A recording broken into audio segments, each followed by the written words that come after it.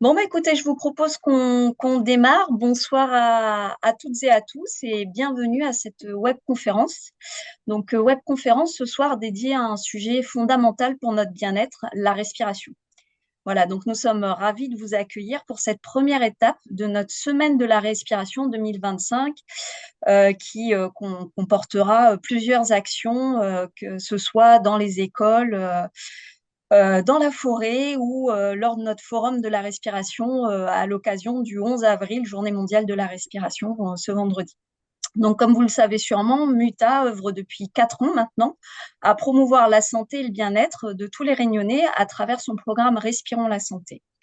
Ce programme, qui réunit des actions de prévention et de sensibilisation, met l'accent sur un levier qui est souvent sous-estimé. Ce levier, c'est la respiration. L'objectif de ce programme, c'est tout simplement de permettre à chacun de découvrir comment une pratique simple et gratuite peut améliorer notre vitalité, réduire le stress et prévenir, pour certaines fois, certaines pathologies. Aujourd'hui, on a la chance d'accueillir, d'être accompagné par Monsieur Édouard Stack, qui est un expert en respiration depuis plusieurs décennies. Il nous en parlera.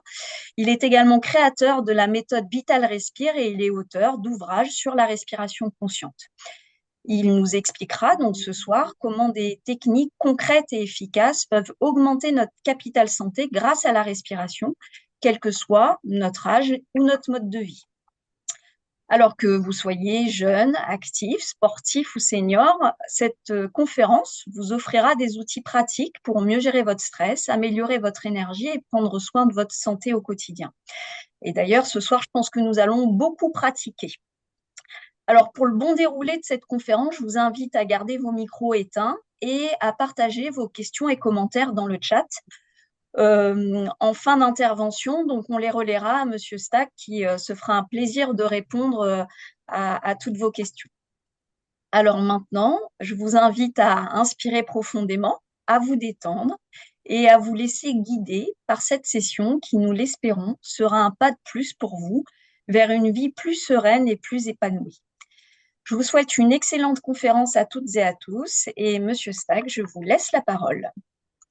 Merci Diane, bonjour à toutes, bonjour à tous. C'est un plaisir de partager mon expérience et pour que vous puissiez réaliser dans quoi je vais puiser pour vous partager cette méthode. C'est plus de 50 ans d'entraînement à la respiration que j'ai pratiqué comme professionnel, à laquelle je me suis formé d'un tas de manières et que j'ai mis en pratique dans ma vie personnelle, aussi bien sportive que dans mes activités variées. Et donc, je vais vous parler de notions comme la vitalité, la sérénité, l'énergie, le stress, tout ça, comme l'a dit Diane, pour augmenter votre capital santé avec la respiration consciente, qui n'est pas du tout habituelle. Diane a dit à quel point elle est sous-évaluée et sous-utilisée, même par les professionnels de la santé, sauf ceux qui se sont spécialisés. Et un certain nombre d'entre vous étant probablement les professionnels, vous allez pouvoir aussi partager ça avec ceux que vous accompagnez, que vous soyez enseignants, soignants ou responsables de ressources humaines, voire même manager. La respiration est une chose très particulière parce que c'est une fonction vitale qui impacte toutes les autres. Vous impactez votre système nerveux, votre capacité à digérer, votre système musculaire.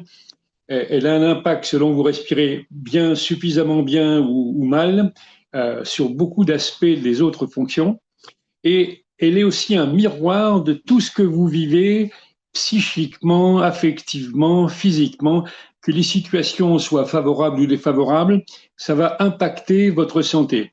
Vous participez à une réunion dans un climat tendu, tout le monde suspend sa respiration en se demandant qu'est-ce qui va arriver. Et puis à l'inverse, les choses se passent bien, tout le monde est content, et on va rire davantage, on va plaisanter davantage, etc. Et même dans la conversation courante, il y a des petits signes de communication non verbale qui renseignent sur le vécu et qui vont impacter la respiration. Vous avez des petites sonorités. Si je commence à dire ah ben vous pouvez être sûr que je vais vous enseigner tout ce qu'il faut pour que ça se passe bien pour vous, hein, et que je fais la grimace, vous entendez bien dans le ton de ma voix que je suis pas vraiment content ni très confiant dans ce qu'on va faire. Et donc le fait d'être connecté à son corps connecté à sa respiration dans toutes les activités du quotidien, c'est une façon d'autogérer, d'équilibrer votre énergie, votre tonus. Et je vais vous donner des détails sur comment le faire. Ce qui est important, c'est que nous, on a mis ça en pratique pendant plus de 20 ans avec Agnès Sacco-Verly, puisque on mène des actions de prévention et d'éducation à la santé, aussi bien dans les organisations, dans les entreprises, dans les administrations, qu'auprès de réseaux de professionnels de la santé, de l'enseignement, des sciences humaines, en faisant des audits de climat social, les actions de prévention des risques psychosociaux, en formant à la gestion du stress, au ressourcement, au développement du capital santé-vitalité. Et puis, depuis 12 ans, on anime une formation certifiante, Vital Respire, qui est destinée aux professionnels, dont 15 kinés et coachs sportifs de 7 Thalassa du groupe Accor, qui aujourd'hui l'enseignent à plus de 5000 curistes chaque année. Et on a 10 professionnels de la santé et de l'éducation en Guadeloupe qu'on a formés en 2018. Donc, comme vous avez l'ambition de propager tout public confondu cette éducation de la respiration, c'est vraiment quelque chose qui s'enseigne à tous. Je suis allé, moi, dans des classes de maternelle, aussi bien que dans des clubs du 3e âge. C'est accessible à tout le monde. Nous avons une association pour les professionnels qui, parmi vous, sont là et qui souhaiteraient nous rejoindre, qui s'appelle l'APRES, l'Association pour la promotion de la respirologie et l'éducation de la santé, qui permet d'organiser des échanges entre professionnels. Je travaille depuis 4 ans avec une mutuelle qui a 250 000 adhérents issus de 7 ministères et de collectivités locales, dont le ministère de la Justice et de l'Intérieur, parce qu'il y a des gens qui ont des métiers exigeants, difficiles, et des conditions d'exercice difficiles, et donc on pourra s'en dire un mot dans la partie questions-réponses. La méthode que je vais vous partager, elle est ancrée dans des traditions très anciennes. Ma femme était formée au yoga il y a 35 ans, à la médecine ayurvédique, au massage ayurvédique. Moi, j'étais au Japon étudier en 69 l'acupuncture et la méditation zen. Et puis, j'ai emmené de nombreux groupes de mes collègues faire des voyages d'études en Chine pour pratiquer le tai chi, le qigong. Et donc, il y a des choses très anciennes qui ont des siècles.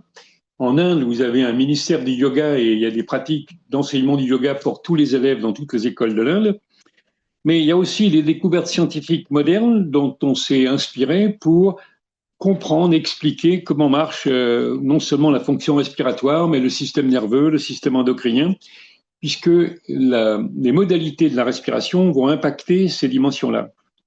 Et puis, j'ai entraîné aussi des milliers de managers, des artistes professionnels, des champions sportifs qui ont besoin d'accéder à tout leur potentiel. Donc, c'est valable pour les enfants et pour le commun des mortels, mais même pour les gens qui ont besoin de se maîtriser davantage, comme le GIGN, les forces spéciales. Ça permet d'aller beaucoup plus loin. La gestion du stress qu'on enseigne en sophrologie, par exemple, ce sont les mêmes méthodes avec les techniques d'optimisation du potentiel du docteur Perrault-Pierre pour aller chercher toutes ses ressources, tout son potentiel et l'engager dans une action. La méthode, elle est simple. Dans la pratique, quand on comprend la physiologie du corps et qu'on rend hommage à la respiration en devenant plus conscient de la manière de la faire, on va changer complètement les routines habituelles des gens. 90% des gens respirent inconsciemment, en ne sentant pas leur corps.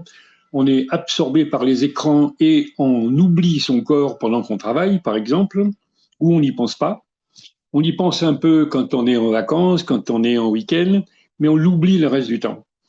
Et du coup, la plupart des gens ne respirent qu'avec 15-20% de leur capacité respiratoire. Les femmes de taille moyenne vont faire autour de 4 litres, 5 litres de capacité respiratoire, et les hommes à partir de 5 litres, 6 litres, 7 litres. Pour ceux qui vont faire de la natation, ils peuvent, ou de l'apnée, ils peuvent avoir une cage thoracique plus importante.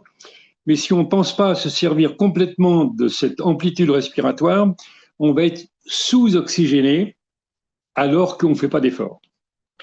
Ce qui est important aussi, c'est qu'on respire avec le corps que l'on voit et on ne ressent pas le corps suffisamment. Donc on respire en général trop avec le haut de la cage thoracique, mais on ne pense pas du tout au dos. Il y a beaucoup de chance à ne pas respirer avec le ventre. Les mamans qui ont accouché, qui ont été guidées par les sages-femmes, en général, ont appris à respirer jusqu'au périnée et on ira se promener de façon pratique de cette façon-là. Je vous propose, pour commencer, de pratiquer une respiration plus lente et plus profonde pour utiliser davantage votre cage thoracique, vos 5 millions d'alvéoles pulmonaires, et vous mettez une main sur la poitrine et une main sur le ventre aux alentours du nombril. Et une respiration sur deux, vous allez inspirer, expirer avec la poitrine. Et la fois d'après, vous ne bougez pas la poitrine, mais vous gonflez le ventre et vous le resserrez en expirant. On va faire ça 3 fois de chaque côté. J'inspire dans la poitrine, j'expire et je vais au bout de l'expiration.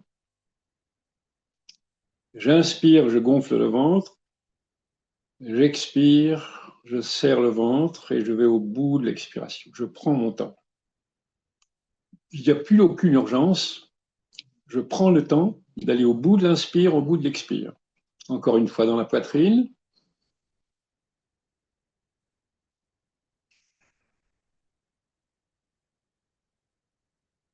Et une fois dans le ventre.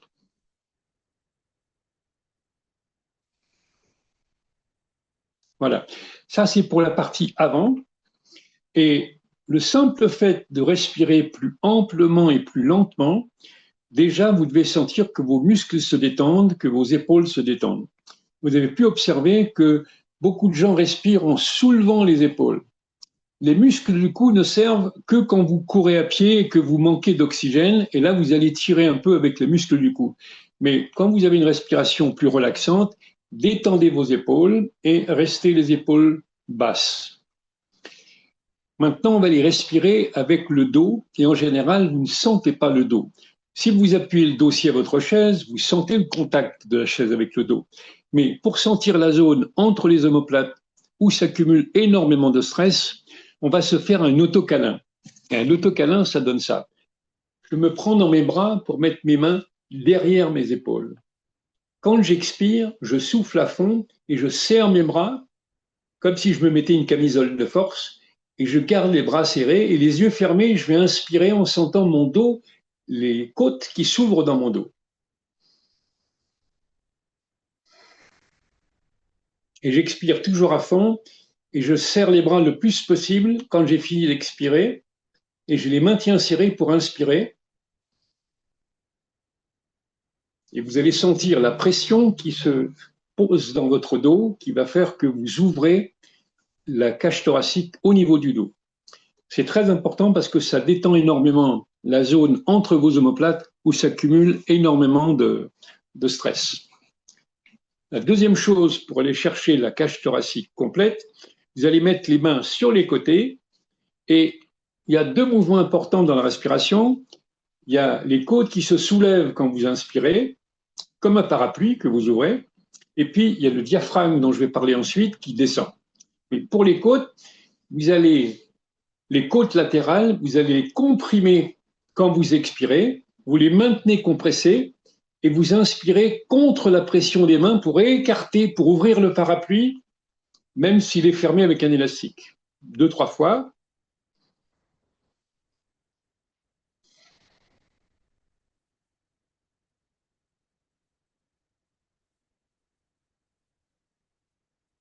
Vous allez bien au bout de l'expire et au bout de l'inspire.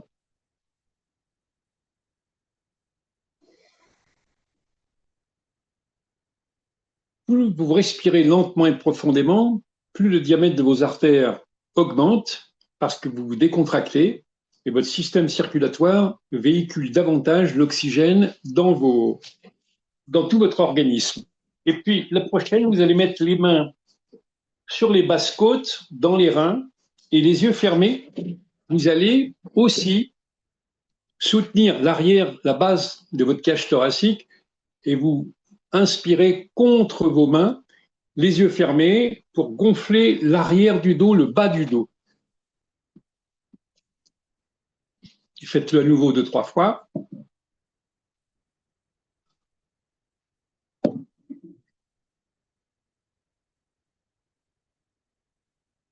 Voilà. Et maintenant, on va enchaîner le haut, le bas, l'avant, l'arrière et les côtés, et vous allez fermer les yeux pour rester assis sur la pointe des fesses. Et les yeux fermés, vous allez rajouter une autre chose.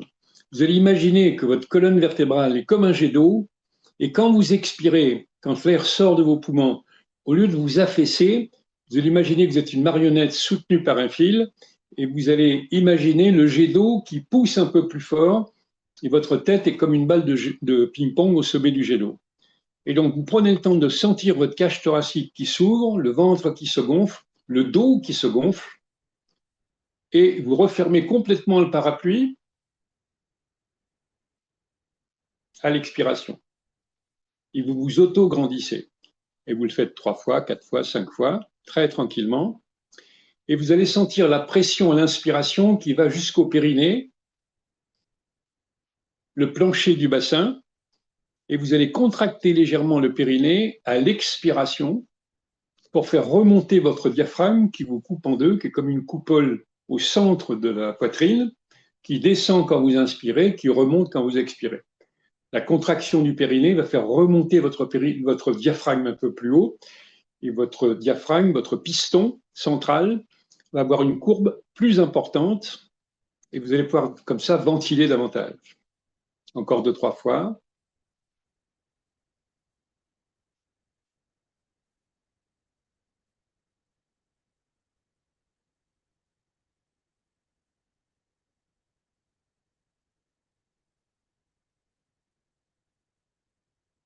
Voilà.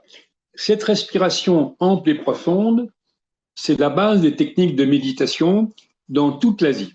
Que vous soyez au Vietnam, en Chine, au Japon, en Thaïlande, la première étape de la méditation, c'est d'observer son corps et sa respiration. Et quand vous observez la posture de votre corps et vous le ressentez de l'intérieur, ça s'appelle la proprioceptivité, la perception interne. Et l'interoception, c'est ce que vous percevez à l'intérieur. Et donc, j'en parlerai un peu plus tard avec les professeurs d'éducation physique, s'il y en a parmi vous. Et donc, cette respiration très ample, plus elle est ample, lente, profonde, plus vous allez vous décontracter vos muscles et vous oxygéner et vous détendre. Et c'est une respiration de récupération. N'attendez pas d'être épuisé pour vous ressourcer. Vous faites une petite sieste pendant 20 minutes avec les mains sur le ventre et en respirant très amplement comme ça, allongé, et vous allez récupérer l'équivalent de 2 heures de sommeil. Et donc, pensez bien que la fatigue n'est pas un état anormal. Il y a des raisons à des causes de fatigue, mais bien souvent, si on se détend pas assez, si on se repose pas assez, on accumule de la fatigue. Alors que si on prend le temps de se ressourcer, de respirer régulièrement, de s'étirer, on va évacuer la fatigue et récupérer normalement, comme après une bonne séance de sport ou un travail physiquement engagé. Le premier point, notre méthode a 4 axes. Le premier, on vient de l'aborder, c'est cette respiration calmante, apaisante, comme en relaxation. La deuxième, c'est une prise de recul quand on s'intériorise davantage, comme dans les formes de méditation. Vous aurez peut-être l'occasion de pratiquer les méditations MBSR, qui est une méthode simple développée aux États-Unis, mais qui est de plus en plus répandue dans le monde. Et puis, il y a 2 autres axes dont on va parler. C'est la dynamisation. Si vous avez regardé à la télévision les images des rugbyman néo-zélandais, les All Blacks, qui vont faire leur danse pour se préparer au combat qu'on appelle les haka, ils vont entre autres rugir. Et donc, dans les manières de stimuler l'organisme, l'énergie dans le corps, il y a le fait de chasser l'air de manière puissante et courte, et vous allez sentir ça de la manière suivante. Vous allez juste imaginer que vous êtes face à un adversaire ou que vous êtes 2 tigres, 2 lions qui se menacent, ou même 2 chats quelquefois, ou 2 chiens, et vous allez commencer à montrer les dents, montrer les crocs, et commencer à rugir ou à grogner. Et petit à petit, vous émettez un rugissement de plus en plus fort, et vous mettez l'énergie agressive dans les griffes, dans les yeux. Voilà. Vous avez en yoga des postures de ce genre pour sortir cette puissance animale qui n'est pas encore dressé, l'animal sauvage. Il s'agit de le réveiller et dans les fonctions cérébrales, c'est le, le tronc pyramidal qui va réactiver les réflexes de survie. Quand vous tombez à l'eau froide et que vous devez nager pour aller jusqu'au bord, l'énergie de la survie, c'est l'énergie du cerveau reptilien. Et donc, vous pouvez apprendre à l'utiliser pour vous préparer au combat ou à un effort prolongé. Et si ma mémoire est bonne, vous avez une épreuve à La Réunion qui s'appelle la Diagonale du Fou. Il fait 140 km et 10 000 mètres de dénivelé à faire d'une seule traite en moins de 30 heures. Plusieurs de mes amis l'ont fait. Si aux trois quarts de la course, vous allez rugir, ça va vous redonner la pêche pour retrouver de l'énergie dans vos réserves profondes.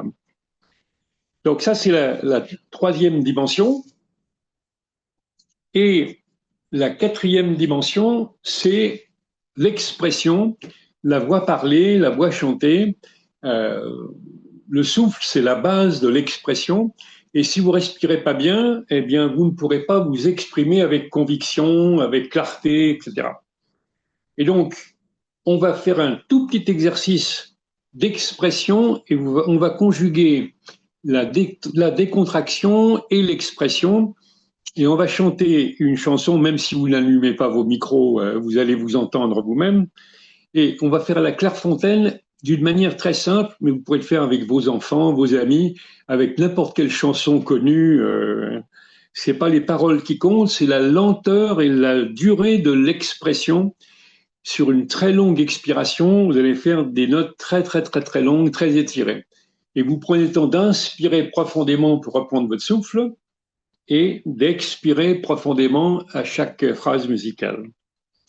Vous êtes prêts? On y va? À la claire fontaine.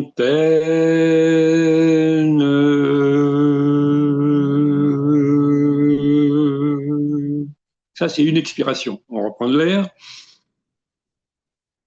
M'en allant promener,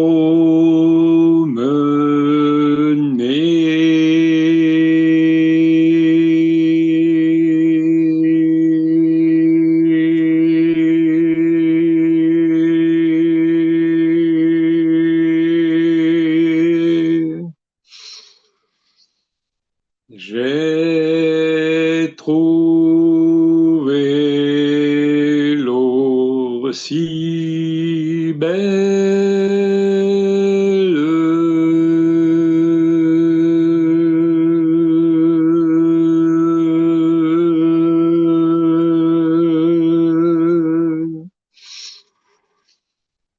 que je m'y suis baigné.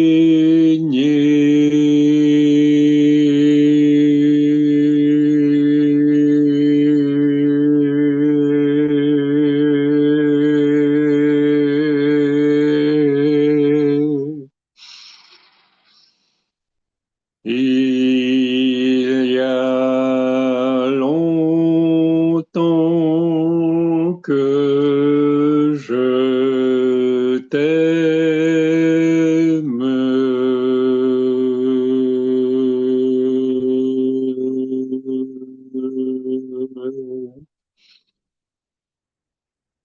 Jamais je ne t'oublierai.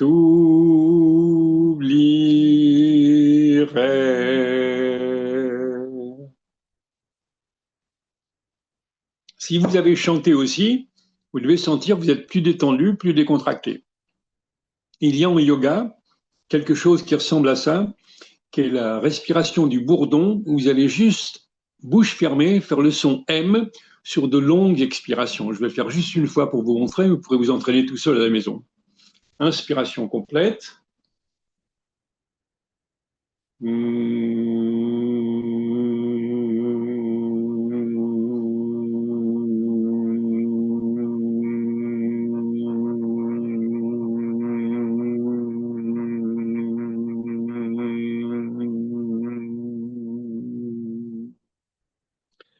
Vous le faites pendant quelques minutes et ça va vous apaiser, vous détendre, vous tranquilliser.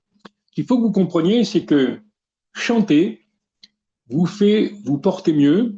Si vous chantez pendant 10-15 minutes dans votre voiture en rentrant du boulot, ou bien en allant marcher dans la forêt, dans la montagne, et vous chantez à tue-tête. Tue-tête, ça veut dire arrêter de gamberger, de vous raconter des histoires et de vous faire un film. Juste respirez et exprimez-vous. Quand vous êtes en plein air ou quand vous êtes dans un endroit où vous n'êtes pas écouté, chantez à tue-tête. Et quand vous avez besoin de vous recentrer, de vous récupérer, chantez lentement, doucement pour vous apaiser. Et vous verrez, vous serez moins fatigué le soir quand vous allez vous endormir parce que vous aurez évacué le stress de la journée, la fatigue de la journée. Vous allez dormir plus profondément parce que vous aurez évacué la pression. Cette pratique des 4 axes de la respiration, apprendre à me calmer, à me distancier en méditant pour ne pas me laisser prendre par tous les stress, les ennuis qui m'arrivent, mais être d'humeur égale, me stimuler quand j'ai besoin de fournir un effort, quand j'ai un petit coup de fatigue, j'ai besoin de le reprendre, la journée n'est pas finie ou j'ai une réunion un peu tard, ça me permet de retrouver de l'énergie et l'expression, qu'elle soit avec la voix chantée, la voix parlée, si le soir en famille on va chanter ensemble ou on va lire des poèmes à voix haute ou des textes sympathiques à voix haute, ça crée de la convivialité, ça crée une bonne atmosphère. Et donc, entre autres pour les plus jeunes, mais c'est vrai pour ceux qui travaillent, ça vous donne de la confiance en vous, cette respiration. Ça vous donne de la stabilité émotionnelle, ça vous aidera à exprimer ce que vous ressentez au fur et à mesure, et vous serez plus serein parce que vous évacuez les choses au fur et à mesure et vous entretenez votre état de bien-être. Ça vous fait cultiver aussi la joie. La joie n'a pas besoin de cause, de raison, c'est je suis en vie, je suis en bonne santé, je suis bien dans ma peau et ça me rend heureux. Et l'enthousiasme, l'étymologie du mot enthousiasme est très intéressant. C'est in theos atmos en grec qui veut dire être dans le souffle de Dieu. Alors vous pouvez avoir des croyances variées, diverses, mais en spiritualité laïque, avoir confiance et être inspiré, c'est une façon d'avoir la pêche et d'être passionné, surtout si en plus vous savez quelles sont vos passions et vos hobbies et que vous les pratiquez régulièrement. Mais c'est un état d'être que la respiration vous permet de trouver. Ce que je voudrais vous dire, c'est que en complément des techniques comme la relaxation, le pranayama du yoga, la cohérence cardiaque, la méditation, vous allez avoir beaucoup de techniques que vous allez apprendre pendant ces journées et ces ateliers. Et si vous vous accordez quelques minutes tous les jours pour vous concentrer, pour mieux pratiquer, ça va vous faire du bien. Mais moi, ce que je voudrais vous passer comme message, c'est que cette conscience de la respiration, vous pouvez la développer en même temps que vos activités, quoi que vous fassiez, que ce soit en faisant du sport ou des activités physiques, que ce soit à la maison en regardant la télévision, que ce soit dans les transports quand vous vous déplacez, vous pouvez respirer avec le ventre lentement quand vous conduisez votre voiture, mais ça peut être aussi quand vous allez faire vos courses au supermarché ou même au travail. Quand vous marchez dans les couloirs, respirez consciemment et profondément, vous allez voir que ça vous fait récupérer, ça vous met l'esprit en vacances au singulier. En France, on prend beaucoup de vacances, mais on est fatigué 8 jours après être rentré de vacances parce qu'on a fait plein de choses, mais on ne s'est pas ressourcé. Au Japon, j'ai appris à méditer, mais aussi à rester concentré et à observer ma respiration et mon corps. Et du coup, j'ai mis ça en pratique.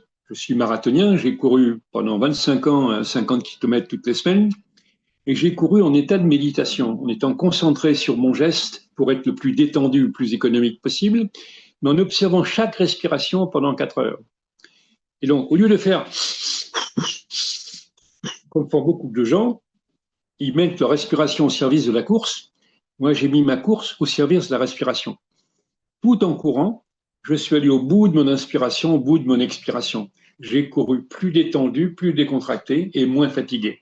Ça m'a permis, en m'étirant, d'avoir un corps souple et surtout de pouvoir fournir un effort de manière plus facile.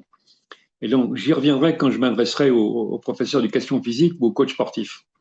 Et donc, cette manière en permanence d'observer ma respiration, elle vous sert aussi de temps en temps, quand vous allez vous stimuler parce que vous avez un petit coup de fatigue, de vous sentir plus énergique et aussi la concentration sur le souffle, ça vous aide à être concentré en général. Alors, pour ceux qui ont des enfants ou des petits-enfants, l'exercice de la concentration sur le souffle et sur la conscience du corps, ça va aider vos enfants à être plus stables dans leur état de concentration. Il y a 50 ans, les enfants tenaient à peu près 40-50 minutes face à un enseignant. Aujourd'hui, c'est moins de 10 minutes d'attention avant qu'elles partent dans tous les sens. Donc, les enfants ont besoin d'abandonner les écrans et de se remettre à se concentrer sur quelque chose. Les moines le font sur la braise d'une baguette d'encens. En France, c'est plutôt sur la flamme d'une bougie. Mais vous pouvez le faire en vous concentrant sur une fleur, sur un arbre, et observer la nature en vous concentrant sur votre respiration. Eh bien, ça va augmenter votre vitalité de manière importante puisque vous économisez de l'énergie, alors que si vous êtes dans l'agitation mentale permanente, c'est comme quand vous allez vous coucher sans avoir éteint les lumières dans la maison. Vous brûlez bêtement de l'électricité alors que vous pourriez dormir profondément pour mieux récupérer. Les mots-clés qu'il faut garder à l'esprit, c'est observer le rythme pour qu'il soit plus lent, l'amplitude pour qu'elle soit plus grande, la localisation pour respirer avec toute la poitrine, l'abdomen, mais jusqu'au périnée et jusque dans le dos. Et ça vous va donner une présence dans votre mode de relation aux autres qui sont vraiment très, très, très différentes. Je voudrais maintenant m'adresser en particulier aux enseignants parmi vous. Et par exemple, que ce soit les enseignants primaires ou les profs de français, quand vous faites réciter, prenez le temps de faire interpréter les textes aux enfants. Ça va faciliter l'expression des sentiments, toute la nuance.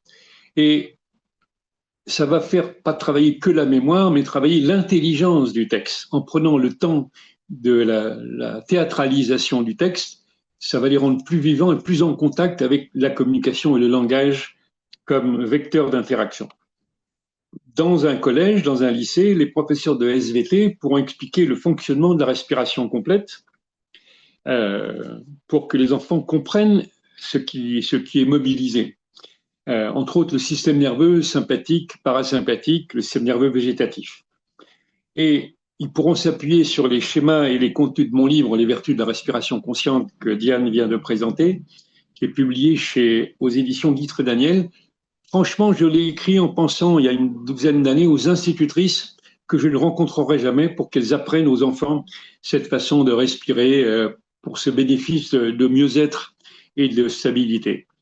Il y a une troisième population importante, c'est les professeurs d'éducation physique et sportive ou les éducateurs sportifs dans les écoles primaires qui pourront intégrer ces pratiques dans leurs séances et aussi intégrer la dimension de la proprioceptivité, la perception du corps sensible pour que les enfants apprennent à habiter leur corps pour mieux le maîtriser. Ça va leur servir à être plus habiles dans les apprentissages sportifs, mais ça va leur donner beaucoup d'aisance, beaucoup de confort dans la manière d'être dans leur corps et d'être serein et confiant. Je voudrais maintenant m'adresser aux soignants. J'ai exercé vos métiers de soignant pendant plus de 20 ans comme kiné, comme psychothérapeute et formateur psychothérapeute. Et donc, moi, je connais bien la qualité de vos motivations, de votre dévouement. Mais il y a quelque chose de très important, c'est de ne pas vous oublier et de prendre l'habitude de vous ressourcer tous les jours. N'attendez pas d'être fatigué pour vous reposer ou pour vous ressourcer. Vous le faites dans l'action, vous le faites avec la relaxation ou le sommeil, mais prenez du temps pour prendre soin de vous, pour faire le point de votre corps et de vos tensions, et pour respirer, vous détendre, aller au sauna, aller faire du sport ou des activités physiques, marcher dans la nature, mais faites-vous du bien régulièrement, tous les jours. Ça va vous permettre de vous recentrer, de vous ressourcer, de recharger vos batteries. Et franchement, c'est votre vitalité au quotidien, votre bonne humeur qui va tellement faire de bien aux patients que vous accompagnez. Et vous allez pouvoir aussi devenir des éducateurs de santé pour leur apprendre à prendre soin d'eux. Comme jeune kiné, j'ai soigné énormément de jeunes mamans qui sont souvent épuisées par les enfants, surtout quand elles ont 1, 2, 3 en bas âge. C'est assez éreintant. Eh bien, si elles se font aider par le conjoint et qu'elles se donnent ces temps de récupération, elles encaissent davantage la fatigue un peu incontournable, au moins à partir des 3 à 6 premiers mois, quand le sommeil commence à être stabilisé. cette vitalité que vous allez entretenir, elle va vous mettre à l'abri du burn-out, du stress accumulé, de la fatigue chronique. Moi, j'ai travaillé personnellement plus de 50 ans, très activement, avec de très longues journées, mais je me suis autorisé cette alternance entre les temps de récupération, les temps de sport ou d'activité, ou les temps de détente au travers d'activités culturelles, pour rester décontracté. En Asie, il y a un slogan, on dit, un slogan de sagesse, on dit il faut avoir l'esprit aiguisé, le corps détendu. Donc pas d'urgence. Je peux être passionné et engagé, mais en même temps serein, tranquille, en paix avec moi-même, et ça se ressent dans ma façon d'interagir avec les autres. Cette sagesse du corps, cette façon de prendre soin de vous, eh bien, vous pourrez aussi, comme soignant, la transmettre au plus grand nombre, à vos amis, à vos proches, et faire école et partager votre propre expertise. Maintenant, je voudrais m'adresser aux sportifs. Bien souvent, quand on est jeune, on est un peu fou furieux et on ne prépare pas assez bien son corps à l'effort. J'ai eu la chance d'être entraîné pour le golf avec un champion de Corée de tennis, qui était le capitaine et l'entraîneur de l'équipe nationale de Corée. À 50 ans, il se faisait 4 heures d'étirement tous les matins, mais il avait le corps d'un jeune homme de 30 ans. Et donc, cette façon de mieux se préparer, elle n'est pas assez développée dans les clubs sportifs et dans les fédérations sportives. Et du coup, on demande trop au corps et il y a beaucoup de claquages, d'accidents, parce que le corps n'a pas assez intégré la charge de l'entraînement. Les sportifs professionnels s'entraînent énormément, mais plus ils travaillent la récupération, mieux ils vont disposer d'eux-mêmes en bon état. Le temps de la relaxation pour se décontracter, ça va permettre d'évacuer les toxines de l'entraînement. Les étirements, la même chose. Si vous adoptez la respiration consciente, par exemple, pendant la course à pied, vous allez augmenter vos capacités et votre longévité. Vous allez pouvoir courir plus longtemps et en bon état. Mais vous allez améliorer vos performances. Un corps plus détendu, très souple, vos foulées seront plus longues. Vous allez moins vous fatiguer parce que vous aurez augmenté votre capacité respiratoire. Et personnellement, j'ai escaladé des montagnes avec des 15 heures, 20 heures à 4000 mètres sans aucun problème. Respectez la machine, faites de votre corps un allié et ça va vous profiter durablement. Maintenant, je voudrais m'adresser aux seniors. Quand on est retraité, et moi j'ai 80 ans et donc je continue à rester actif, ne baissez pas les bras, ne laissez pas le ralentissement normal du vieillissement vous freiner. Ralentissez vos activités, mais poursuivez à votre rythme vos activités physiques et sportives. Que ce soit la marche nordique ou la marche afghane, la course, le vélo, la natation, c'est extrêmement bénéfique d'en faire un peu tous les jours. Si une demi-heure, 30, 40 minutes tous les jours, vous sortez, vous marchez, que ce soit pour emmener le chien en promenade ou pour vous balader vous-même, peu importe. Mais il y a aussi des pratiques qui vous permettent plus de vous intérioriser, comme le yoga, le tai chi, le qigong, qui sont très respectueuses du corps, ils vous font travailler la souplesse, la détente, la décontraction et l'harmonie. Mais vous avez aussi des activités culturelles intéressantes et amusantes, comme aller chanter dans une chorale, aller danser, peu importe la forme de danse, et ça va vous faire du bien. Ça vous fait socialiser, mais ça vous fait bouger, vous remuer et rester créatif dans le mouvement. La sédentarité, c'est la mort, c'est la petite mort lente, progressive. Et donc, plus vous bougez régulièrement, et même pour ceux qui sont actifs, vous vous levez toutes les heures, toutes les 2 heures pour vous étirer, respirer, chantonner, soupirer, ça vous fait du bien. Je voudrais rajouter un petit exercice de décontraction et de lâcher prise. Et juste pour ceux qui travaillent, de faire des soupirs bruyants. On inspire à fond, bouche ouverte, et on expire en lâchant l'air et lâchant le son en même temps. Faites-le avec moi. Ah, ah, 3, 4 fois. Ah, vous pouvez même le faire en vous étirant, comme si vous étiez paresseux le matin, c'est samedi, c'est dimanche, et vous faites la grasse mat, et vous prenez le temps de vous étirer. Ah, vous bâillez largement, vous pouvez même vous masser le visage, le crâne, le cuir chevelu avec les mains. Vous décontractez la nuque, vous massez les épaules. N'attendez pas d'être fatigué pour vous détendre, pour vous décontracter. Il y a encore deux populations à qui j'aimerais m'adresser. La prochaine, ce sont les responsables ressources humaines, mais c'est aussi les managers. Investissez dans les prolongements de ces actions de sensibilisation qui ont lieu ces jours-ci pour créer des espaces d'éducation de santé dans vos entreprises, créer des ateliers, créer des centres d'information sur la bonne santé, le bien-être en auto-formation pour vos salariés. Faites venir des experts pour créer des petits ateliers sur l'heure des repas ou en fin de journée pour que les gens apprennent à mieux se porter. Ma femme a fait ça dans une usine de Ford dans les Ardennes. Et des femmes qui travaillaient en usine, elles ont appris à faire ces petits 30-40 minutes de récupération. On l'a fait avec des seniors encore actifs chez Airbus pendant 4 jours. Ils ont appris à ce mode de vie où on prend soin de soi et on cultive sa vitalité. Le bénéfice, c'est que vous gagnerez en motivation des salariés, à leur qualité de vie au travail, l'esprit d'équipe, parce que les gens sont détendus, du coup, ils cohabitent mieux, il y a moins de tensions, moins de conflits, moins de disputes, et plus d'engagement dans la coopération. Et puis, mon dernier message, je voudrais le passer pour les jeunes. Je vous invite à faire connaissance avec tous vos potentiels. Et la respiration consciente, c'est un excellent moyen d'apprendre à vous intérioriser, à vous concentrer, à vous exprimer largement et à devenir confiant en vous et ouvert aux autres. Faites de votre corps un allié dans l'aventure de la vie. Voilà, je suis allé à vive allure pour tout ça. On peut commencer, Diane, si vous le voulez, à ouvrir pour les questions ou les commentaires, les réactions à ces propos. Oui, tout à fait. Alors, écoutez, merci beaucoup déjà pour cet exposé très complet.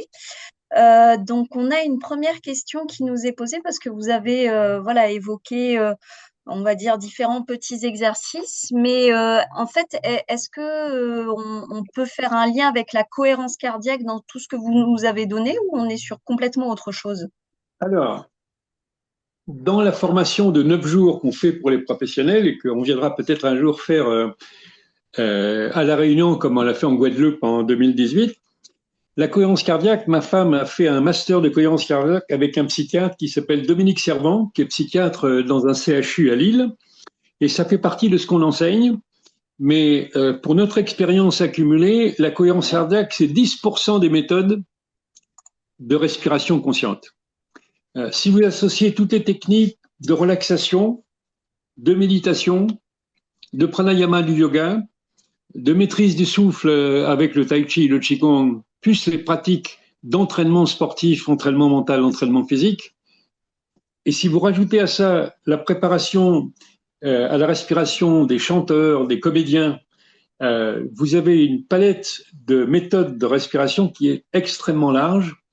Et moi, je recommanderais à notre public d'aller chercher du côté les techniques qui vous attirent, les disciplines qui vous attirent, mais d'en changer. Même si vous avez par exemple une base de yoga, allez faire un petit peu de tai chi pour sentir votre corps différemment. Si vous faites de la musculation, allez faire un cours de yoga pour apprendre à vous étirer. Ou allez faire de l'apnée en piscine ou de l'apnée en mer pour travailler votre respiration pour mieux la maîtriser.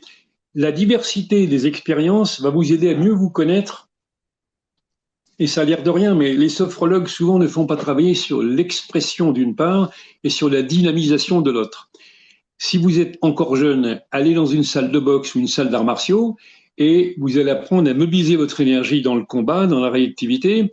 Mais si vous allez dans une salle d'escalade en paroi, par exemple, vous allez apprendre à vous décontracter, à vous étirer pour être capable de vous hisser d'un point sur un autre.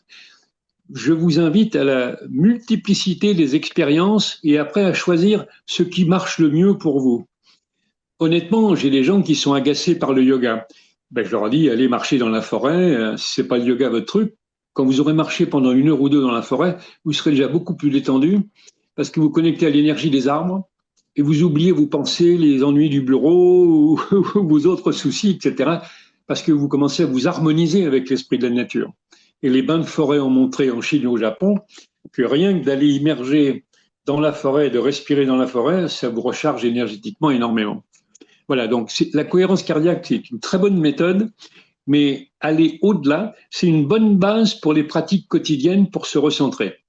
Mais le pranayama du yoga marche de la même manière. Toutes les méthodes sont plutôt bonnes si vous les pratiquez très régulièrement. Si vous allez faire du yoga qu'une fois par semaine, c'est pas suffisant. Faites-en tous les matins. Alors, je Et crois vous aurez qu'on une bien vous a meilleure santé. perdu. Voilà ma première réponse. Ok, super, merci. Merci beaucoup. J'allais dire, dans la continuité, en fait, justement, j'allais dire, de cette connaissance commune qui est toute nouvelle pour le commun des mortels, j'allais dire, l'un de nos participants nous demande si vous conseillez plus qu'une autre une application sur téléphone pour pouvoir aider à pratiquer la respiration quotidiennement. Alors, vous avez deux petits outils qui sont intéressants. L'un s'appelle Zenspire. Vous faites Zenspire sur Internet et vous allez trouver un petit appareil qu'on tient dans la main et qui émet des vibrations ou des signaux lumineux et qui aide à se caler sur la cohérence cardiaque. Vous avez une autre outil qui coûte un peu plus cher qui s'appelle NeoFlow, qui est une ceinture que vous mettez à la base des côtes et qui vous permet de respirer davantage avec votre diaphragme, toujours sur la base de la cohérence cardiaque.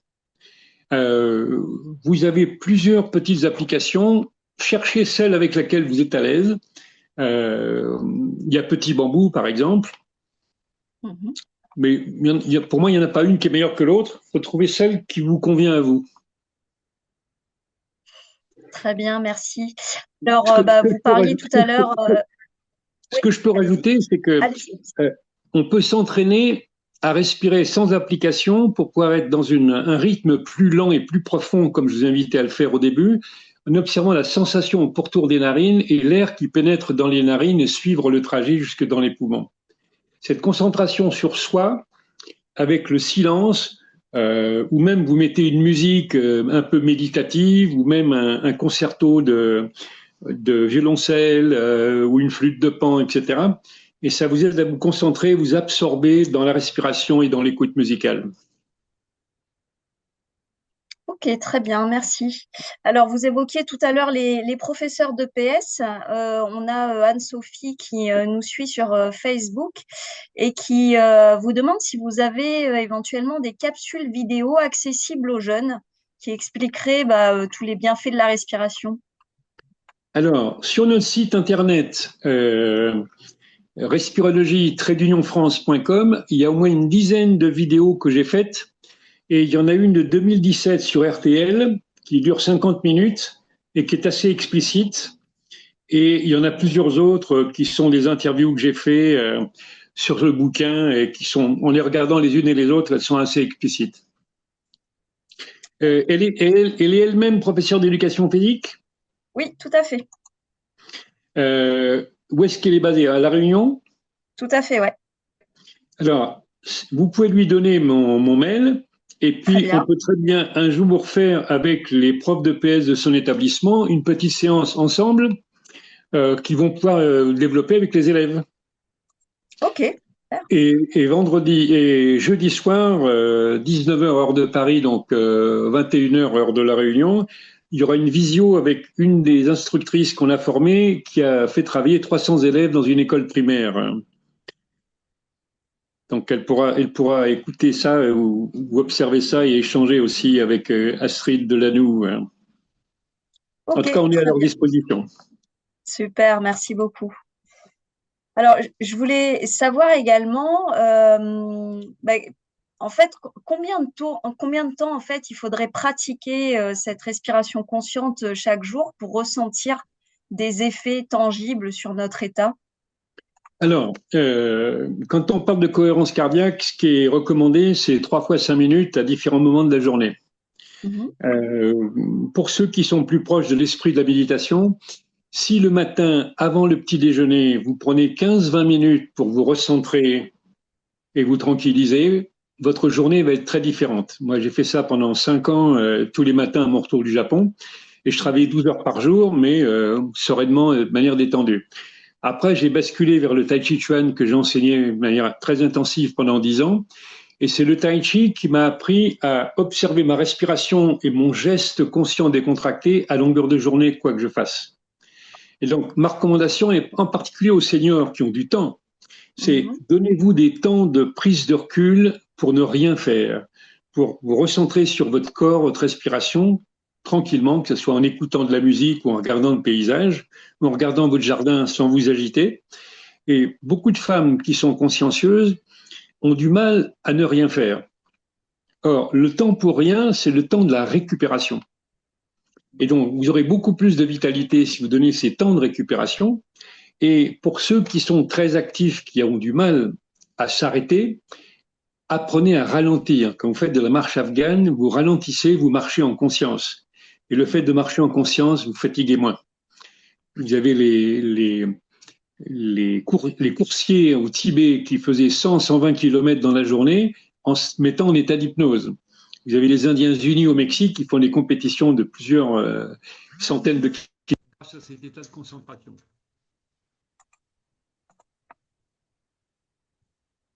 Ok, très bien. Merci J'ai une beaucoup. perturbation, mais je ne vais pas répondre. Pardon? J'ai un appel sur mon téléphone, mais je ne vais pas Ah, répondre. c'est ça, d'accord, ok, très bien. C'était ça le petit changement de son. Voilà. Je vous Euh, écoute. Très bien, très bien. Euh, vous aviez parlé, enfin voilà, vous avez parlé à plusieurs reprises de la place de la respiration en entreprise et de l'outil que la respiration peut représenter voilà, en termes de prévention et de santé mentale. Du coup, est-ce qu'on peut évoquer que la respiration, ça peut être un moyen de prévenir le burn-out peut-être? Alors, je ne sais pas si je vous l'ai envoyé, mais j'ai un article que j'ai préparé pour la mutuelle sur la fatigue et le ressourcement. Et Mhm. on a plus de 2 millions de gens touchés par un burn-out sévère en France sur les 30 millions de salariés. Et c'est quand même une hécatombe. Et donc, l'attention aux signaux de fatigue, elle est très importante. C'est pour ça que je dis qu'il faut se reposer avant d'être fatigué. Et c'est en particulier vrai pour les soignants. Hein. Il y a 200 000 démissions dans les hôpitaux et les cliniques parce que les conditions de travail sont pas bonnes. Et en plus, il y a souvent un mauvais état d'esprit et les gens sont épuisés. Donc, ils jettent l'éponge. Et dans une entreprise, c'est important de faire comprendre que c'est l'efficacité qui compte, c'est pas le temps qu'on passe au travail. C'est le niveau de concentration pour bien faire ce qu'on a à faire et c'est aussi la coopération pour bien travailler avec les autres de manière bien synchronisée. Souvent, on se fatigue parce que les informations n'arrivent pas au bon moment, les gens ne sont pas prêts à se passer le relais, etc. Donc, cette façon de se concentrer, de se détendre, de se parler, d'anticiper davantage. Moi, dans mon métier de coach en entreprise, quand les gens apprennent ce travail pour conjuguer performance collective et mieux-être, la performance par tête augmente de 50 à 200% avec les mêmes personnes parce qu'ils sont détendus et qu'ils se synchronisent davantage. Et ce temps de récupération dont j'ai parlé tout au long de mon intervention, il est essentiel pour ne pas s'épuiser. Ce n'est pas l'effort qui fatigue, c'est l'absence de temps de récupération. Avec les réseaux sociaux et les écrans, on a une fatigue mentale qui vient de la dimension numérique. Et on ne se reconnecte plus à son corps, à soi-même, à la nature pour aller décompresser par moment. Et donc, c'est important de retrouver ces espaces et cette sagesse-là. D'accord, très bien. D'ailleurs, tout à l'heure, vous avez parlé, alors je ne sais pas si le terme est exact d'interoception Oui. par rapport aux enfants. Et du coup, est-ce que vous considérez que les adultes d'aujourd'hui sont eux aussi complètement déconnectés de leurs sensations et de leur corps? Alors, il y a des chiffres qui sont très inquiétants. Le docteur Carré, qui enseigne à l'Université de médecine de Rennes et qui dirige l'Observatoire de lutte contre la sédentarité, déclare que les moins de 20 ans ont perdu 20% de capacité physique par rapport à ma génération qui a grandi dans la nature, qui a grimpé dans les arbres, qui a couru à pied, nagé dans la rivière. Et donc, c'est une vraie régression dans les capacités physiques. Et la plupart des gens qui travaillent sont en stress permanent parce qu'ils ne savent plus se donner ces temps de repos, ces temps de répit, ces temps de récupération, ces temps de déconnexion. Il y a même une ministre qui a voté une loi pour le droit à la déconnexion. Tout à fait. Donc c'est vraiment de l'hygiène mentale, on est dans l'année de la santé mentale. Le 15 mai, on aura une visio avec ma fille qui est psychologue clinicienne et doctorante et qui feront une visio sur la santé mentale et la respiration qui sera tout à fait intéressante pour vos relais. D'accord, très bien. Bah, d'ailleurs, du coup, les participants nous demandent à pouvoir faire circuler l'article dont vous venez de parler. Oui, Donc, très volontiers. Avec plaisir. On a également Gilberte qui nous demande si vous proposez des formations. Alors, il y a en même temps des sensibilisations que je fais dans toute la France et on est plusieurs qu'on a formés à ça. Et ça va d'une journée de 24 heures très intense de sensibilisation pour tous les publics, dont des clubs du troisième âge, à la formation de 9 jours pour former des professionnels à la maîtrise de la méthode. Et donc, si on m'invite à la réunion, je viendrai bien volontiers pour sensibiliser différents publics, comme par exemple les DRH d'entreprise pour les introduire à la prévention santé, l'éducation santé dans leur établissement, ou les enseignants dans les établissements scolaires. J'ai fait une intervention à Orléans pour une journée avec 75 profs et 25 infirmières scolaires de tous les lycées de la région centre. On peut très bien avec vous faire quelque chose comme ça pour les établissements scolaires de la Réunion. D'accord, ok, très bien. Donc, Gilberte, qu'elle n'hésite pas à me contacter. Si elle a un petit groupe de gens intéressés, on peut tout à fait monter une opération, mais je le ferai en coordination avec vous pour faire d'une pierre trois coups. Très bien. Et du coup, est-ce que, bah voilà, c'est comme je le disais en introduction, donc Muta se penche sur ce sujet de la respiration depuis 4 ans. Donc nous, on est tout neuf sur le sujet comparé à vous. Mais justement, est-ce que vous avez l'impression que ces dernières années, et notamment avec ce qu'on a vécu sur le Covid, est-ce que vous sentez qu'il y a un intérêt peut-être grandissant ou différent au sujet de la respiration? Alors, quand j'ai publié mon livre en 2014, il y avait une vingtaine de livres dont la moitié venaient des États-Unis. Certains étaient basés sur la respiration dans le yoga et dans le tai chi, le qigong. Et depuis plus de 10 ans que j'ai sorti le mien, il y a maintenant une centaine de livres sur le sujet, mais qui sont pas tous de même qualité. Il y a des journalistes qui sont mis sur le créneau parce que c'est à la mode. Il y a des tas de gens qui ont lancé des écoles de respiration plus ou moins développées. Il y a du bon à prendre partout, mais il faut vérifier la qualité de l'enseignement et la solidité de l'expérience accumulée. D'accord. Et du coup, enfin, selon vous, voilà, on a évoqué tout l'intérêt d'une bonne respiration et à La Réunion, c'est vrai que on essaye de faire en sorte que la respiration devienne un sujet de santé publique. Selon vous, pourquoi est-ce que justement la respiration au jour d'aujourd'hui n'est pas encore intégrée aux politiques de santé publique? Alors, pour parler vrai, il y a beaucoup de pression des laboratoires pour avoir des financements pour sortir des médicaments, mais beaucoup de médecins sont formés pour prescrire des médicaments et soigner des pathologies, mais n'ont pas été formés à l'éducation à la santé. Et quand vous êtes dans le nord de l'Europe, en Allemagne, en Angleterre, en Scandinavie, les gens ont plus confiance dans la nature et ont plus confiance sur la prévention. Et donc, il y a des habitudes installées. On connaît la sophrologie pas mal, mais on ne connaît pas le développement et l'augmentation du capital santé comme en Asie. En Chine, il n'y a ni sécurité sociale, ni caisse de retraite. Et donc, chacun prend soin de sa santé tout au long de sa vie parce que c'est une catastrophe pour la famille s'il y a quelqu'un de gravement malade.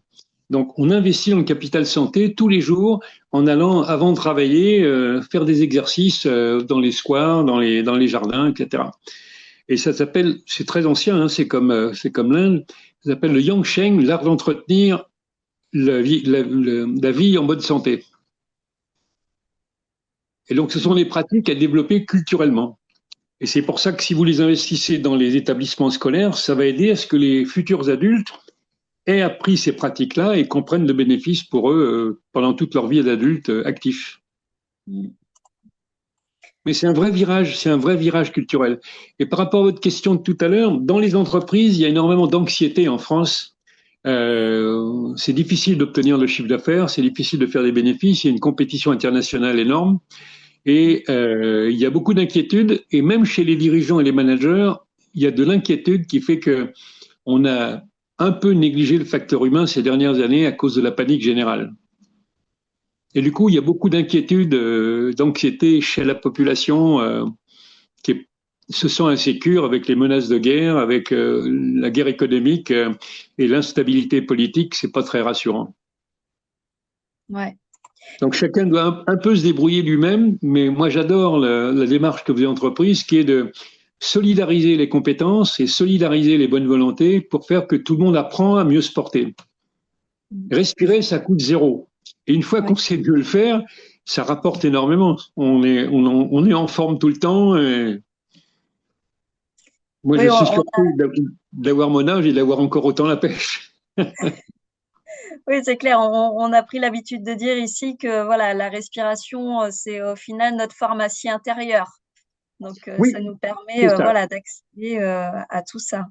Et du coup, et ceci dit, comment Guadeloupe et au Martinique, vous avez beaucoup de plantes qui sont excellentes pour la santé. Tout à fait, tout à fait. Et du coup, par rapport à toute l'expérience que vous avez accumulée ces dernières années, et justement au regard des différents publics qu'il faudrait en fait toucher pour que ce sujet de la respiration, comment dire, concerne en priorité, bah voilà, ceux qui en ont le plus besoin. Voilà, si vous deviez donner un conseil à un chef d'entreprise, à un chef d'établissement scolaire, à un responsable de service hospitalier, enfin voilà, vous donneriez quoi comme conseil pour utiliser au mieux la respiration? Alors, moi, je suis même allé rencontrer l'ancien ministre de la Santé quand il était encore député à l'Assemblée pour lui parler de ça, puisqu'il est médecin. C'est pratiquement les politiques publiques d'éducation et de laisser des temps d'éducation à la santé dans toutes les écoles de France avec des trios de professeurs chargés de ça, dont les profs de SVT et les profs de sport, parce que c'est comme ça qu'on apprend aux jeunes à maîtriser leur corps, mais c'est de laisser le temps du répit, le temps des pauses actives. Il y a un laboratoire qui s'appelle Organon qui fournit plus de la moitié des femmes françaises en pilules. Dans leur usine en Normandie, il y a des salles de pause où 2 fois par jour, les gens peuvent s'allonger sur une chaise longue pendant 20 minutes pour récupérer de la fatigue. Eh bien, il y a beaucoup moins d'absentéisme, beaucoup moins d'accidents de travail parce que les gens ne sont pas épuisés par leur journée. C'est la même chose en Allemagne où les kinés vont faire de la gymnastique de pause dans les usines pour se détendre musculairement, comme je l'ai évoqué. C'est ce que font les Chinois tous les matins avant d'aller bosser. Donc, ce sont des pratiques à installer pour comprendre que ce qui est efficace, c'est d'être concentré et de bien faire ce qui est à faire au bon moment, bien du premier coup. Toutes les démarches de qualité sont compatibles avec l'éducation à la santé. Alors que l'agitation, la désorganisation, ça épuise tout le monde et ça rapporte pas grand-chose. Ouais. Donc, c'est faire évoluer globalement notre système d'éducation en C'est ça. intégrant l'éducation à la C'est santé. ça. Et même en introduisant des dynamiques artistiques, hein, quand Balladur était Premier ministre, il a fait un livre blanc de la santé et de la jeunesse. Et les 2 tiers des jeunes lycéens ont demandé à faire du théâtre à l'école. Et on ne l'a jamais fait. Il n'y a rien qui en est sorti. Pourtant, il y a des milliers de comédiens qui auraient pu aller donner des cours de théâtre dans les écoles. Aujourd'hui, en première, il y a l'oral du bac de français. Sauf que les profs, la plupart des profs ne savent pas préparer à l'oral et à l'expression orale leurs élèves, alors que ça va leur servir dans leur vie professionnelle plus tard. Mais ils pourraient, dès la 4e, commencer à travailler sur l'expression orale, la théâtralité, pour être à l'aise avec l'expression des sentiments. On parle des compétences psychosociales et il y a une une circulaire qui est parue pour que les enseignants enseignent aux élèves les compétences psychosociales, dont la maîtrise de soi, l'intelligence relationnelle, l'intelligence des conflits, etc. Mais on n'a pas formé les enseignants pour le transmettre. Les profs de français passionnés de théâtre le font naturellement, parce qu'ils comprennent ça. Mais ça devrait être à l'intérieur des programmes de formation des enseignants et à l'intérieur des programmes, en plus du programme scolaire, pour équiper comme les jeunes Anglais, les jeunes Allemands, qui font du sport et des activités culturelles l'après-midi. Nous, la sédentarité dans les écoles, elle est épouvantable. De condamner les enfants de 6 ans à 7-8 heures d'immobilité chaque jour, ça en fait des infirmes. En Scandinavie, même l'hiver, les cours de maths se passent en extérieur. Donc, vous qui avez la chance d'avoir une nature extraordinaire, ben, ouvrez l'école pour la faire en partie dans la nature et réconcilier les enfants avec la nature et avec leur corps. Ils se Ouais, porteront mieux. ouais, ça, y a pas de doute. Du coup, pour rebondir sur cette notion de sédentarité ou d'activité physique, on a Gilberte qui nous demande s'il existe des méthodes de respiration adaptées pour optimiser les performances sportives ou est-ce que on est sur les mêmes méthodes que pour voilà, être en forme au quotidien? Alors,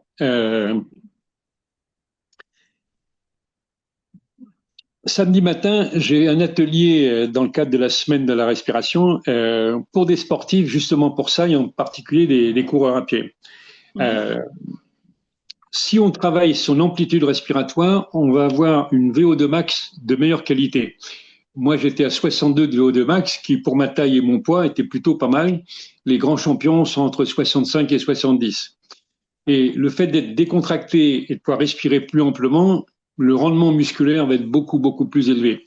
Ça m'a permis d'être en haute montagne en étant à l'aise. Euh, Par exemple, par rapport à la montagne, les introvertis qui n'expriment pas leurs émotions sont plus sujets au mal des montagnes. Les extravertis qui expriment plus leurs émotions vont avoir une adaptation physiologique à l'altitude qui va faire qu'ils seront moins susceptibles d'être atteints par le mal des montagnes. Si vous faites des étirements intensifs comme le yoga ou le tai chi, vous allez être beaucoup plus souple, vous aurez moins de crampes et vous allez mieux récupérer de la fatigue de l'entraînement. La plupart des entraîneurs ne pratiquent pas assez les techniques de récupération. Moi, je me bats depuis très longtemps avec toutes sortes de disciplines sportives pour transmettre ça aux enseignants. C'est pas dans la mentalité française. On est dans une mentalité de l'effort et de la volonté. Mais entretenir son instrument pour avoir un corps plus souple et en bon état, comme je le disais avec ce champion de tennis coréen, c'est de la culture. Et donc, il faut rentrer dans cette dimension-là. Et pour répondre encore plus précisément à Gilberte, c'est entre autres les techniques de dynamisation pour savoir mettre de l'énergie au moment où il faut et être dans l'économie le reste du temps. Et je vais prendre un exemple avec la boxe. J'ai entraîné un champion de France de boxe professionnel qui était très puissant, un homme de la Guadeloupe. Il était vraiment très robuste, mais ne savait pas se relâcher assez. Et du coup, j'ai dû travailler son corps très en profondeur pour qu'il relâche les tensions de ses épaules, pour qu'il ait un geste encore plus rapide, encore plus fulgurant. Et il a gagné en vitesse alors que c'était un athlète en pleine forme. J'ai le frère du champion olympique de handball, Olivier Giraud, qui était aussi un joueur de handball. En le faisant travailler sur le relâchement, il est devenu un meilleur joueur pilier pour son équipe parce qu'il a l'esprit plus affûté et le corps plus vigilant et plus réactif. Donc il y a vraiment des améliorations de performance assez importantes en travaillant en profondeur sur le corps et la respiration. Ok, bon, bah, super, merci beaucoup. Alors, il me semble qu'on a fait le tour des questions. Donc, je ne sais pas si... Est-ce que vous avez, vous, des questions, Diane, par rapport à votre ambition et votre programme pour toute l'année et pour toute la Réunion en termes de diffusion de ces méthodes pédagogiques? Euh, Au-delà des alors, bah, techniques, au-delà des ouais. techniques, comment vous allez sensibiliser sur cette intelligence du corps, de la respiration, de la conscience de soi, de la relation aux autres, qui sont Alors, des bah, éléments importants de la santé globale? ouais. tout à fait. Donc c'est vrai que ça demande peut-être à être étoffé davantage dans ce qu'on propose auprès des enseignants. Donc je pense que nos échanges qui, je pense, vont se poursuivre, vont nous permettre, bah, voilà, d'étoffer cet aspect-là. Donc aujourd'hui, donc pour ceux qui nous suivent et qui ne le sauraient pas, donc on répond aux sollicitations des établissements scolaires pour accompagner d'une part les équipes éducatives, donc avec les professeurs, les enseignants, les adultes volontaires de ces établissements scolaires. On les accompagne à découvrir la respiration, à en prendre conscience déjà eux-mêmes et à découvrir quelques pratiques qu'ils peuvent partager avec leurs élèves, donc pour retrouver un temps calme, pour accompagner peut-être des élèves anxieux sur des périodes d'examen. Donc, on accompagne sur 3 séances et après un relais en échange ces équipes éducatives. On est également sollicité par les établissements scolaires pour intervenir directement auprès des élèves sur des temps précis. Donc, on a eu par exemple l'année passée l'occasion d'intervenir dans un lycée pour l'ensemble des classes préparatoires pour la préparation des examens. Donc, on a de plus en plus voilà, d'écoles, d'établissements scolaires qui sont sensibles à cette pratique-là. Et encore cet après-midi, donc, on proposait à près de 230 enfants en même temps de partager un moment de respiration.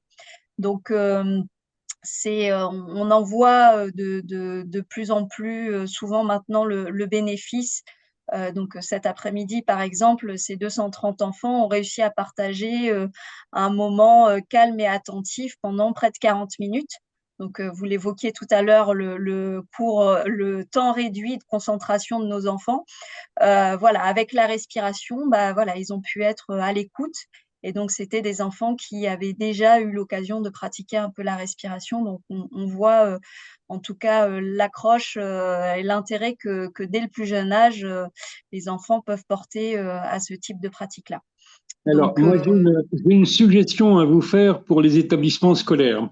C'est de leur proposer des rencontres plus longues, qui ne soient pas que centrées sur les apprentissages de techniques qui sont bien en soi, mais d'échanges sur le concept de santé, d'éducation à la santé, dans lequel vous pouvez avoir des enseignants, des parents d'élèves, des responsables d'associations de parents d'élèves, etc.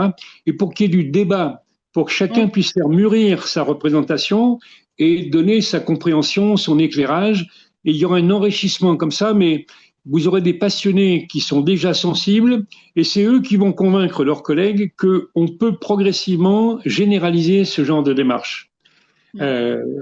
Cette démarche co-construite avec les acteurs de l'éducation, les psychologues scolaires, les chercheurs en pédagogie, etc. Ça va permettre de faire mûrir la culture locale et chaque établissement peut avoir ensuite un programme pluriannuel qui s'installe progressivement. Et moi, personnellement, je peux aussi bien cohabiter avec un comédien qui vient faire des ateliers de théâtre qu'avec un professeur de danse ou par rapport à un prof d'arts martiaux. Il y a autant de richesse dans leur pédagogie que dans ce que je peux apporter. Mais c'est bien qu'on ait tous une compréhension globale de ce que c'est que de s'affirmer pour un enfant, de s'exprimer. Je vais vous donner 2 exemples. Les enquêtes nationales montrent que dans les élèves de seconde chez les jeunes filles, il y a un pourcentage élevé de dépression larvée qui ne sont pas détectées par les infirmières scolaires. Et donc, faire remonter la parole des enfants pour les inviter à s'exprimer, c'est vraiment très précieux pour leur équilibre futur. Quand mes 2 grands-enfants étaient au lycée de Fontainebleau, je leur ai demandé un jour, ils étaient adolescents, 14, 15 ans, je leur ai demandé pourquoi est-ce que certains de leurs copains picolent ou fument des joints, etc. Et mes 2 enfants m'ont donné la clé, m'ont dit, tu sais, il y en a qui n'ont pas le dialogue avec leurs parents et qui sont très frustrés, très renfermés, et du coup, ils se défoncent avec la bière ou les joints pour gérer cette frustration. Et donc, quand on fait des groupes de parole avec des jeunes, où vont exprimer leurs ressentis, ils vont ouvrir le canal de la communication et exprimer ce qu'ils vivent intérieurement. Ils vont pouvoir se construire et évoluer en ayant d'autres interlocuteurs autour d'eux qui les aident à ça. Donc, faut pas Ouais, sous-estimer les souffrances sous-jacentes dans les difficultés des jeunes. ouais, tout à fait. Oui, oui, c'est un vrai sujet, oui, et à La Réunion également, ouais. Tout à fait. D'où l'intérêt d'une approche globale et avec une communauté de gens qui accompagnent et qui ont l'oreille fine. Mm, ouais. Eh ben, écoutez, je pense que ça sera une belle conclusion pour notre échange, cet appel à justement travailler de concert C'est ça, sur ces sujets qui touchent à la santé globale de tout un chacun et notamment des jeunes. c'est ça. Bah, écoutez, je vous remercie beaucoup, Monsieur Stack, Merci pour votre merci disponibilité de et la votre richesse de ces invitation. échanges. Merci à l'ensemble des participants, voilà, pour leur présence ce soir et on ne manquera pas de diffuser le replay de cet événement pour ceux qui n'ont pas pu être présents. Donc, Vous mettrez en copie du lien pour le replay. oui, avec plaisir. Et du coup, bah, écoutez, j'invite bah, les participants à nous rejoindre et le 11 avril pour notre forum de la respiration en présentiel et pour la deuxième webconférence prévue jeudi soir à 18h30 avec Stéphane Jansoun.